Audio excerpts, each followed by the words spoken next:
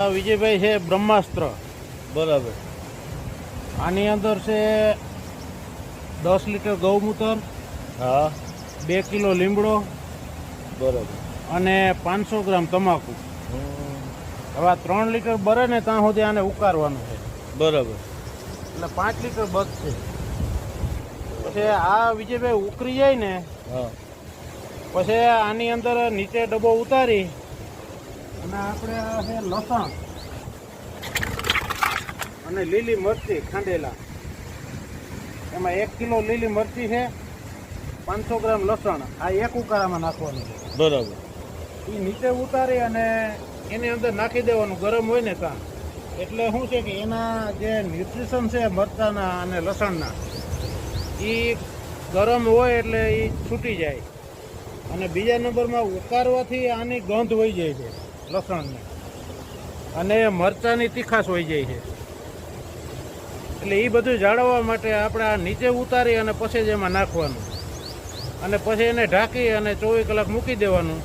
પછી એની અંદર 250 ગ્રામ હિંગ ઉમેરવાની. પછી એની અંદર 250 ગ્રામ હિંગ ઉમેરવાની. એ હિંગ ઉમેરી અને મૂકી દેવાનું 24 કલાક. પછી એ ગાળી અને 5 લીટર પ્રવાહી નીકળે એ 250 ml પંપમાં નાખી અને છંટકાવ કરવાનો. પછી એમાં ક્યાં ક્યાં કીટક મરી જાય? આની અંદર બ્રહ્માસ્ત્ર એટલે બ્રહ્માસ્ત્રની અંદર બધા કીટકો આવી જાય. ચૂસિયા પ્રકારના દરેક પ્રકારની ઈયળો નાશ પામી જાય. એનું કારણ છે કે તમાકુ છે અને લીમડો છે એ શોષક પ્રકારના છે. એ વનસ્પતિ ઉપર છાંટવાથી એ વનસ્પતિના પાંદ એને શોષી લે, એટલે પાંદ આખું ઝેરી થાય. અને બીજા નંબરમાં મરચું છે, એ મરચું અડવાથી કે તમે છાંટતા હો કોઈ ઈયળ છે કે જે કાંઈ જંતુ છે એના સ્પર્શમાં આવ્યું એટલે એને સ્પર્શી અને મરે છે. એ પછી લસણ છે અને હિંગ છે. એ બે વસ્તુની સ્માઇલ એવી છે કે જંતુને એ ગમતું નથી. એ સ્માઇલ ખેતરની અંદર જાય એટલે જંતુ ત્યાંથી ભાગી જાય. એટલે બધી રીતે તમારે કંટ્રોલ કરે છે આ જંતુને.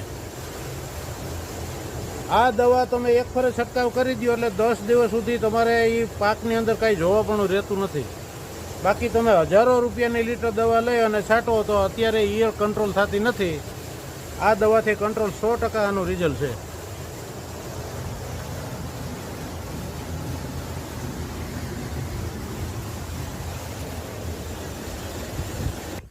તો ખેડૂત મિત્રો, સુંદર માહિતી આપણે વિનાભાઈ પાસેથી મેળવી. અને ખેડૂત મિત્રો, આપણી ખેતીમાં ખર્ચા બચાવવા